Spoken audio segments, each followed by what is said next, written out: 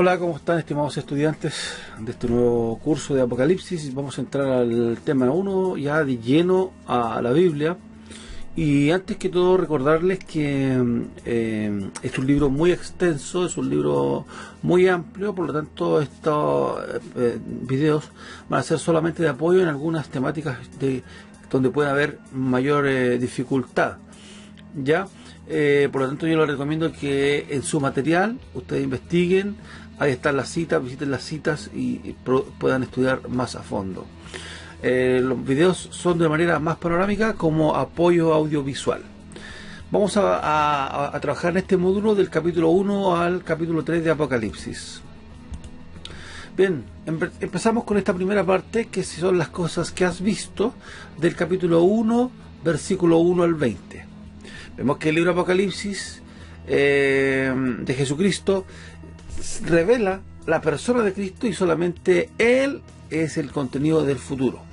La revelación de Jesucristo es el plan profético de Dios en el que Cristo es el personaje central. O sea, aquí tenemos que ser claro que desde un inicio ya vemos a Cristo como un eje central, un personaje central en cada una de los eventos que van a ir a ocurrir. Este libro es una revelación, ¿ya?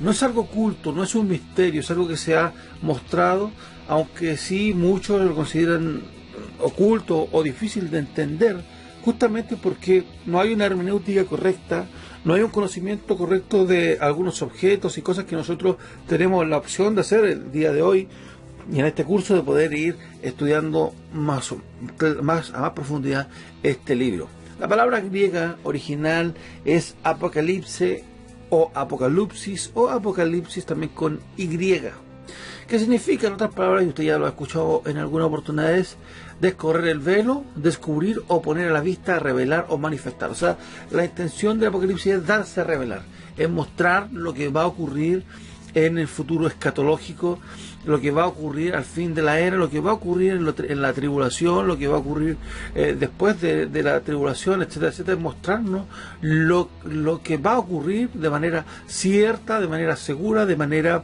efectiva, ya va a ocurrir. O sea, siempre ha sido esa la connotación de descorrer, de mostrar realmente lo que va a ocurrir. El versículo 1 al 3 contiene propiamente la introducción al libro. Dios, vamos a leer la Biblia rápidamente, en el Apocalipsis versículo 1 al 3.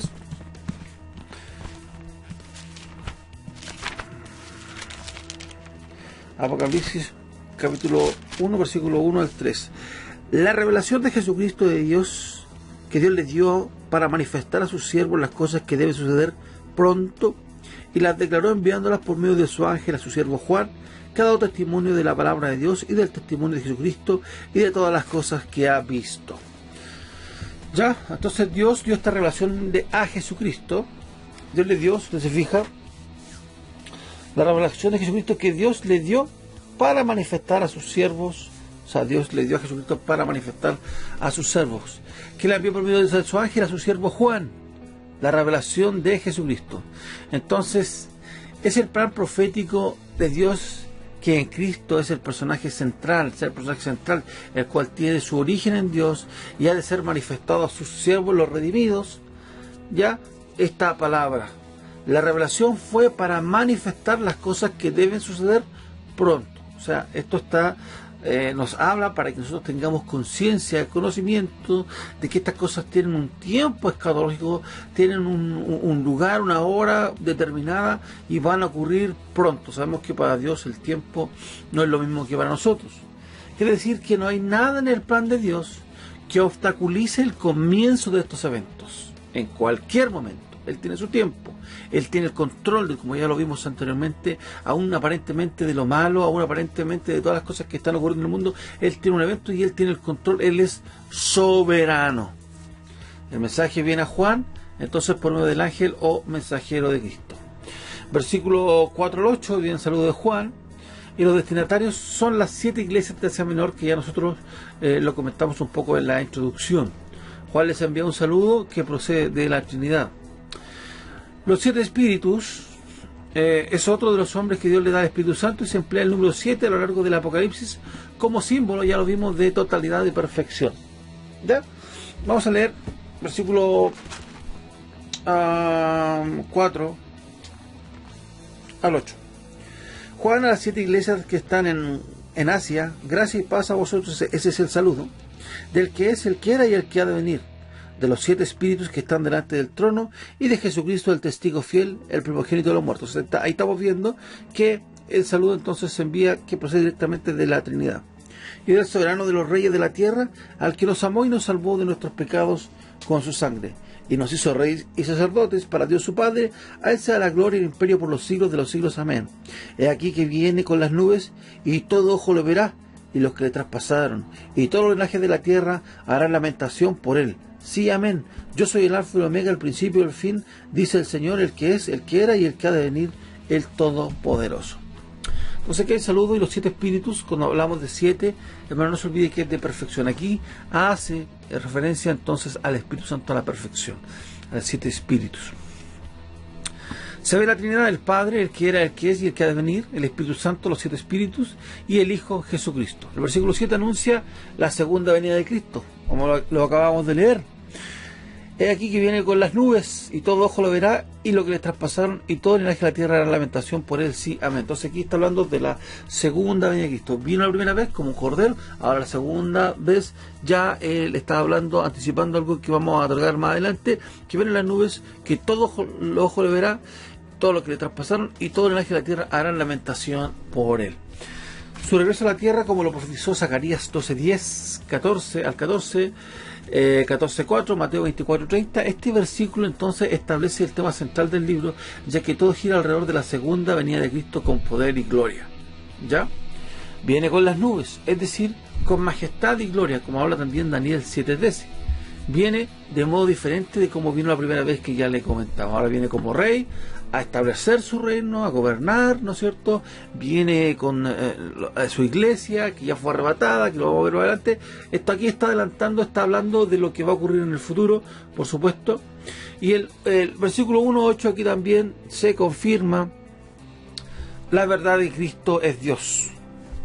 Yo soy el alfa y el omega, el principio y el fin, dice el Señor, el que es, el que era y el que ha de venir, el Todopoderoso. Aquí se confirma entonces la verdad de Cristo es Dios, que se ha venido hablando en toda la Biblia, pero muchos niegan la deidad de Cristo, y no, la Biblia habla claramente de la deidad de Cristo, y aquí lo confirma el alfa y el omega, el principio y el fin, dice el Señor, el que es, el que era y el que ha de venir, el Todopoderoso. Cristo es Dios, no hay forma de ocultar, ¿no es cierto?, la deidad de Cristo.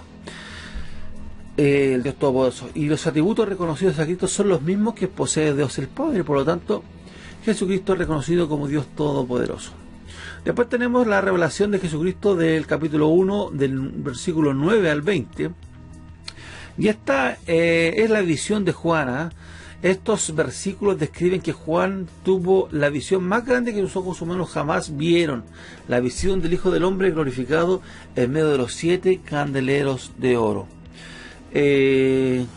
Vamos a leerlo, ¿no? A ver, leámoslo. Yo, Juan, vuestro hermano y copartícipe vuestro de la tribulación en el reino y en la paciencia de Jesucristo, estaba en la isla llamada Patmos por causa de la palabra de Dios y el testimonio de Jesucristo. Yo estaba en el Espíritu en el día del Señor, y oí detrás de mí una gran voz como de trompeta que decía: yo soy el alfa y el omega, el primero y el último. Escribe en un libro lo que ves y envío a las 7 iglesias que están en Asia: Éfeso, Esmirna, Pérgamo, Tiatira, Sardis, Filadelfia y la Odisea. Y me volví para ver la voz que hablaba conmigo, y vuelto vi 7 candeleros de oro, y en medio de los 7 candeleros uno semejante al Hijo del Hombre, vestido de una ropa que llegaba hasta los pies y ceñido por su pecho con un cinto de oro. Su cabeza y sus cabellos eran como blancos como la lana, como nieve, sus ojos como llamas de fuego, y sus pies semejante al bronce bruñido, refulgente como un horno, y su voz como el estruendo de muchas aguas. Tenía en su diestra 7 estrellas, en su boca salía de su espada aguda con 2 filos, y su rostro era como el sol cuando resplandece en su fuerza. Cuando le veí caí como muerto a sus pies, y él puso su diestra sobre mí, diciéndome: no temas, yo soy el primero y el último, y el que vivo y el que estuve muerto, y he aquí que vivo por los siglos de los siglos. Amén. Y tengo las llaves de la muerte y del Hades. Escribe las cosas que has visto, y las que son, y las que han de ser después de estas. El misterio de las 7 iglesias que has visto en mi diestra, y en las 7 candeleros de oro, las 7 iglesias estrellas son los ángeles de las 7 iglesias, y los 7 candeleros que has visto son las 7 iglesias. Hasta ahí vamos a ver entonces esta parte. Vemos que en el versículo 1, capítulo 1, versículo 9, Juan ya era un anciano, probablemente el único sobreviviente entre los testigos oculares del Señor, llamémoslo del círculo de los apóstoles, ¿ya? Y sobre eso recibió una gran revelación ahí en la isla de Patmos, cuando estaba llevado cautivo, preso. A pesar de eso, Juan no se enorgullece, sino que humildemente dice: yo, Juan, vuestro hermano y copartícipe. ¿Ya? ¿Qué es un copartícipe de Juan? Una persona que es parte de las tribulaciones, sufrimientos a causa de Cristo. Él sufrió muchas tribulaciones.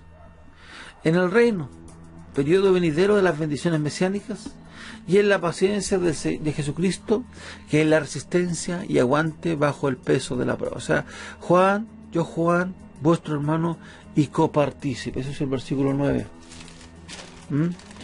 Yo, Juan, vuestro hermano y copartícipe vuestras tribulaciones en el reino y en la paciencia de Jesucristo, estaba la isla llamada Patmos por causa de la palabra de Dios y el testimonio de Jesucristo. Así que aquí vemos que Juan ya era un anciano y uno de los últimos testigos oculares. Estaba yo en el Espíritu en el día del Señor, es el versículo 10.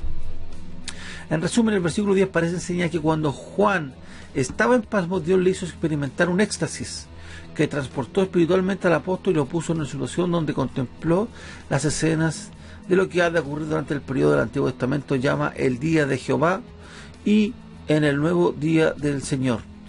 Ya hay que tener en cuenta que dice: estaba yo en espíritu en el día del Señor. Muchos dicen que este es el día domingo, pero en realidad no es el día domingo, porque el día domingo ya viene a estar ya posterior a Hechos. Ya cuando se establece la iglesia se cambia, ¿cierto? Empiezan a ver el primer día del Señor, pero aquí no es el día del Señor, sino que es el día de juicio, como el día de Jehová, lo que va a acontecer en un futuro. Por eso le digo que lea el material, porque aquí vamos a pasar rápidamente lo que usted ya debe estar estudiando en el material. Hay mucha información con respecto a esto. Ya, entonces estaba yo en el Espíritu en el día del Señor. O sea, fue transportado de alguna manera y se vio aquí en el día del Señor. Y hoy detrás de mí una voz como de trompeta. La primera experiencia después de ser colocado en el día del Señor fue oír una gran voz del apóstol que compara el sonido de una trompeta. El sonido de trompeta habla de solemnidad. La gran voz es para convocar a quienes la oyen. El tema de la convocatoria es de suma importancia, puesto que se trata nada menos que del día del Señor. Esta es la cita que usted puede ver. Y el día de la gran intervención de Dios en la historia de la humanidad. Imagínense el cuadro. Juan es transportado al día del Señor, al día del juicio, una voz como de trompeta, porque se va a empezar a hablar. Va a desatarse el día del Señor, o sea, la intervención, cuando Dios va a intervenir en el tiempo, en el cronos, a través de sus juicios. Y quien habla con gran voz se identifica como el alfa, el omega, el primero y el último. Tal persona no puede ser otro que el mismo Señor Jesucristo. El Señor manda a Juan a escribir la visión en un libro, o sea, en un rollo. La orden es urgente: anda y escribe. O sea, es imperativo, ¿ya? Como lo indica en forma verbal un auristo imperativo. El mandato del Señor es estricto. Juan debía escribir solo lo que le era revelado, y además debía enviarlo escrito a las 7 iglesias o congregaciones concretas localizadas en aquel tiempo, específicamente Asia Menor. Las 7 congregaciones eran evidentemente representativas de las asambleas cristianas de la región, porque había muchas más iglesias, ¿ya? Puesto que también habían iglesias en Neápolis, Colosas, Treles, etcétera, etcétera. Muchas iglesias. En los capítulos 2 y 3 del Apocalipsis, cada una de las 7 iglesias se describe a cada una de ellas que el Señor le dirige una carta en particular. De modo que el Señor envía un mensaje individual a cada asamblea, además del mensaje total del contenido del Apocalipsis. ¿Bien? Ahora, aquí tenemos el número 7, las 7 iglesias. ¿Por qué estas 7 iglesias solamente? ¿Por qué el número 7? Aún en el Antiguo Testamento el número 7 jugó un papel muy importante, significado de plenitud. No una plenitud aritmética, sino una plenitud divina y profética.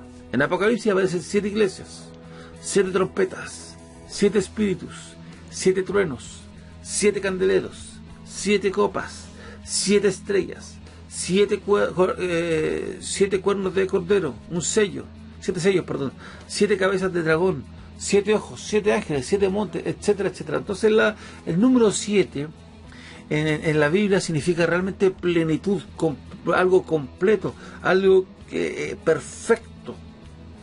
Entonces, en aquel evento, con relación a la cual está, por lo tanto, en este caso, las 7 iglesias ilustran la plenitud de la historia del cristianismo de todos los tiempos y en todos los lugares, inclusive hoy. No solamente las iglesias del pasado de Asia Menor, porque muchos no, eso era para esa iglesia, no, incluye también a la iglesia de hoy, a la iglesia de hoy, de todos los tiempos, a esta iglesia, a la temporada, a la era de la iglesia, que incluye también a esa iglesia y también a nosotros, porque cada uno entrega un mensaje distintivo, un mensaje comparativo, un mensaje único y exclusivo, que nosotros podemos decir: chuta, yo soy la iglesia, me está hablando a mí, el amor se enfrió, está hablando a mí, la iglesia es un total, no fue una iglesia solamente histórica, es el tiempo de hoy de la iglesia. Cada uno tiene diferentes iglesias con diferentes características, con diferentes bendiciones, con diferentes llamados al arrepentimiento. Nosotros tenemos que colocarnos a esa iglesia. ¿Qué iglesia estamos siendo nosotros? Porque es un tiempo para hoy, porque el número 7 no es, representa perfección y plenitud. Entonces, no fue, aunque hay muchas interpretaciones, que algunos dicen que fue histórica, otros que estaban viendo la iglesia de la Odisea. En el material aparece más información, pero lo concreto es que la iglesia es una iglesia perfecta. A pesar de los errores, fíjense que a pesar de que el número 7 habla de perfección, a pesar de que la iglesia tiene ciertas diferencias unas con otras, algunas han dejado su primer amor, etcétera, pero aún así es perfecta. Aún así, en medio nos demuestra que los que estamos ahí viviendo este tiempo de la era somos imperfectos, pero aún así Dios su iglesia sigue siendo perfecta. Qué maravilloso, hermanos, poder entender esto. Y cada vez que leemos la iglesia de Apocalipsis, estamos refiriéndonos a nosotros como iglesia, a su iglesia. Bueno, avancemos. El versículo 13 al 16, Juan vio en medio de ellos 7 candeleros, es decir, 7 iglesias, a Jesucristo. Juan vio en medio de los 7 candeleros, es decir, las iglesias, a Jesucristo. Claro, es el versículo 13. Y en medio de los 7 candeleros, a uno semejante al Hijo del Hombre, vestido de ropa, y llegaba hasta los pies, ceñidos de un pecho de cinto. Y después dice, en el versículo 20, y los 7 candeleros que has visto son las 7 iglesias. Entonces, aquí a quién se ve, cuál es la figura de Cristo caminando en medio de las iglesias. El Señor no abandona su iglesia, sino que permanece con ellas y en ellas. Mateo 28:20. Él prometió que estaría en todas las iglesias, aún en las más pequeñas, en que su nombre se congreguen, en que su nombre sea exaltado. Estos versículos muestran el perfil que Juan hace de Cristo. Describe el carácter y los atributos de Cristo. No tanto su cuerpo físico, cabello blanco como la nieve, ojos como de fuego, pies como de bronce, una espada en su boca, su rostro de sol, su voz como rugido del océano. El significado de sus descripciones, vamos a ver aquí rápidamente. Su ropa blanca.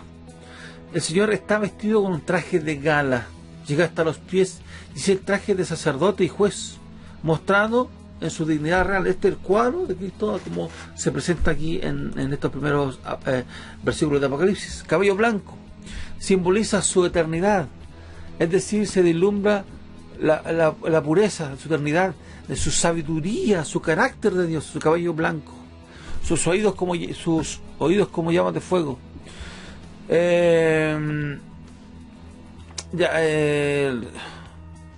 ver, espera un poquito.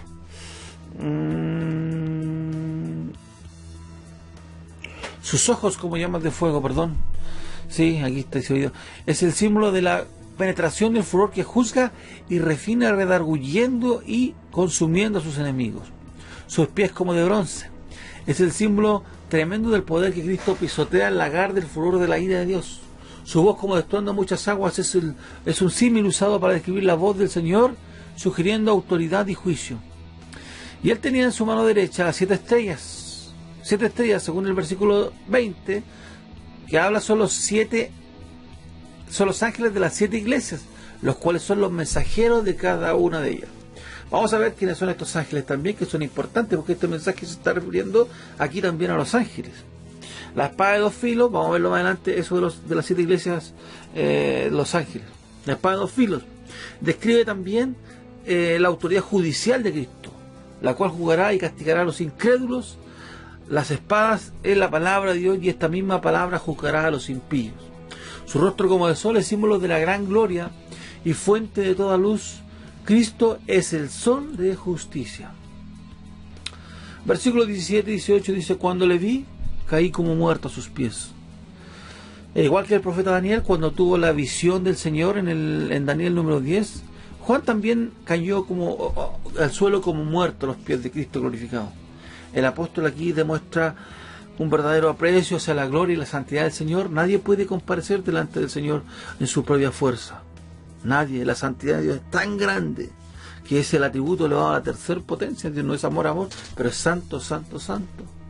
Tanto la actitud de Daniel del Antiguo Testamento como la de Juan era del Nuevo deben alentar al creyente contra las pretensiones fraudulentas de quienes hoy afirman haber visto al Señor. Hay muchos que dicen: no, yo fui al Señor, yo fui 3 veces, dijo un falso predicador, fui 3 veces a la presencia del Señor. Sin embargo, en ambos consoló y animó, colocando su mano como señal de amor y protección y consuelo, y cayeron como muertos. Que el Señor nos ayude, hermanos. En este versículo del 19 es clave del Apocalipsis. Versículo 19, claro, porque el versículo 19 describe las cosas que has visto, las que son y las que han de ser, y es cómo se divide el libro de Apocalipsis. Las cosas que has visto, y aquí se refiere a la visión de Cristo glorificado, todo como lo estaba mencionando en estos versículos: su cabello, su ropa, triunfante, en el día del Señor, tomando el juicio. Entonces, aquí Cristo glorificado, contemplando y descrito por Juan en el capítulo 1. Aunque la visión se expresa en tiempo pasado, lo que concierne a la experiencia de Juan no debe considerarse como cumplida en lo que respecta a la profecía del libro. Al contrario, entonces, la visión de Cristo como juez es fundamental y preparatoria en el desarrollo del Apocalipsis. Entonces, si Juan lo describe como pasado, en el futuro va a ocurrir este evento donde venga Cristo en esta situación. Porque todavía no han ocurrido muchos eventos. Todavía ni siquiera está el arrebatamiento de la iglesia.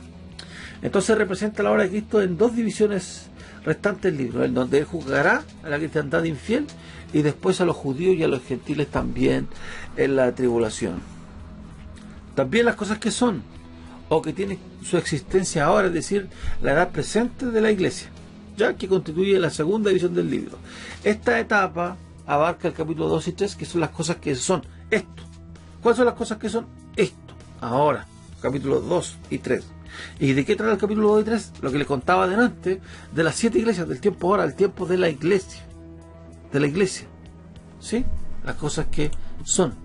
Y las cosas que han de ser después de esta, y esta es la tercera y la última división del Apocalipsis, y estas serán las cosas que han de suceder después de la presente era de la iglesia. Concretamente, esta división tiene que ver con el cumplimiento del día del Señor, y aquí viene el juicio de Dios, el día del Señor.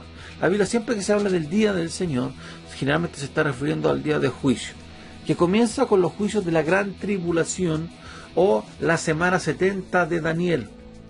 La tercera división comprende los capítulos 4 al 22. La semana 70 de Daniel es una semana que quedó pendiente. Los que estudiaron Daniel el programa pasado podían entender de mejor manera. Aquí corresponde la semana 70 de Daniel, que queda una semana de 7 años que se compone, que es la que está reservada para el periodo de los 7 años de la gran tribulación, que se divide tanto en tribulación los 3 años y medio y gran tribulación los segundos 3 años y medio, y la ira. Se le llama tribulación a este periodo de 7 años. Y eso lo que comprende también lo que va a hablar las cosas que han de ser después de estas, después de las cosas que son las de la iglesia. Versículo 20, 1:20. Y muchas figuras y símbolos de Apocalipsis son interpretados por el Señor mismo o por algún mensajero celestial para hacerlo. Entonces, en este texto aparece la interpretación inspirada de los elementos simbólicos mencionados en el primer capítulo. Este misterio, en el griego o misterión, no significa algo misterioso, sino que se refiere a algo escondido del conocimiento humano hasta que es revelado en la Biblia, y es lo que se empieza a revelar en Apocalipsis, que Juan empieza a escribir de esta revelación. Las 7 estrellas que has visto en mi diestra vimos, son identificados como los 7 ángeles de la iglesia. Luego el texto griego de las estrellas no están en la diestra del Señor, sino sobre. Sobre, el texto griego, las estrellas no están en la diestra, sino sobre. Ya epi en griego, que es la misma. De modo el énfasis no está en la seguridad, sino en la relación que tienen unos con otros. Bien, el vocablo ángeles significa entonces mensajeros, ángelos, que significa mensajeros o ángeles, y tienen dos ideas: representar a otros, ¿sí?, y ejecutar autoridad delegada por otros. Entonces probablemente por eso se usa la figura de estrellas, puesto que como tales brillan por Dios y han sido designadas para administrar en una esfera de servicio concreto. Entonces eso significa ángeles o ángelos o mensajeros, representar a otros, ¿sí?, y ejecutar autoridad delegada por otros. Atentos con estas definiciones, ¿ya? Los 7 candeleros, el texto griego relata la frase y la expresa así: los candeleros son 7. Los candeleros son luminares y portavoces de luz. Vea Filipenses 2:15. Entonces el candelero no produce ni genera luz, sino que la transporta. Las iglesias entonces, o las asambleas locales, deben ser portadoras de la luz del Evangelio, de la gracia de Dios. Cristo es la luz que debe alumbrar a través de la iglesia del Señor. Entonces la iglesia es, y eso es lo que da ahí, los 7 candeleros, la iglesia, el que lleva la luz, el que lleva el mensaje de las buenas nuevas de salvación, el que debe brillar. Iglesia es llamados afuera, recuerde, iglesia, el término iglesia es llamados afuera y no encerrarse en 4 paredes, que fue lo que le pasó a la iglesia de tanto en el Antiguo Testamento, que se quedaron ahí ellos encerrados, y también en el Hechos de los Apóstoles, la iglesia también, cuando estaban ahí de Pentecostés, se repartieron lenguas repartidas como de fuego, se quedaron todos ahí, trajeron las cosas, repartieron unánimemente las cosas, todas ahí en común, felices, pero Dios les está diciendo: vayan y hagan discípulos a todas las naciones. O sea, que al final envió una persecución y ahí pudieron salir a predicar. Bueno, ¿quiénes son los ángeles de las iglesias? Y esto puede significar 3 cosas, aunque vamos a mencionarlas, como algunos dicen. Probablemente una referencia a los ministros o pastores de la iglesia. Otro dice que son ángeles guardianes de las iglesias, como en el caso de los ángeles guardianes de las naciones, como el arcángel Miguel, que es un guardián de Israel. Otro dice que son los espíritus esenciales de cada iglesia. ¿Ya? Lo que más lo más probable es que se refiere a los ministros, pastores, sobreveedores de la iglesia. ¿Por qué? Porque ellos, los ángeles, no están autorizados para eso, ni para administrar, ni para, no reciben recompensas tampoco por la iglesia ni nada, porque cada vez que se habla de los pastores también está hablando de una recompensa. Aquí está hablando probablemente a los ministros y pastores. Entonces es importante tomar en cuenta que en otras partes del Apocalipsis los ángeles son siempre seres celestiales o seres espirituales. Entonces aquí está apuntando al pastor o líder de la iglesia. También en la Concordancia Strong también hace énfasis, si usted lo busca, también hablando de pastores o líderes de la iglesia. Bien, amigos, hasta aquí llegamos, hermanos, al capítulo 2. Comenzamos el capítulo 2 del Apocalipsis, 2 y 3. Hablamos solamente del capítulo 1. El capítulo 2 y 3 está relacionado con el trabajo que tendrán que realizar ustedes también para profundizar en las 7 iglesias de Asia Menor, ya. Así que vamos a vernos en el foro. Cualquier duda, por favor, escríbanos, y recuerde que, como siempre le digo, es un libro complejo. Yo le pido que usted, antes de ver los videos, lea el material y lea la Biblia. Sobre todo, lea la Biblia, busque algún comentario también que le pueda ayudar, busque algún diccionario bueno que le pueda ayudar, y conversamos y debatimos acá en el foro. Eso es referente al capítulo 1 y 3 de este módulo de curso de Apocalipsis. Bendiciones.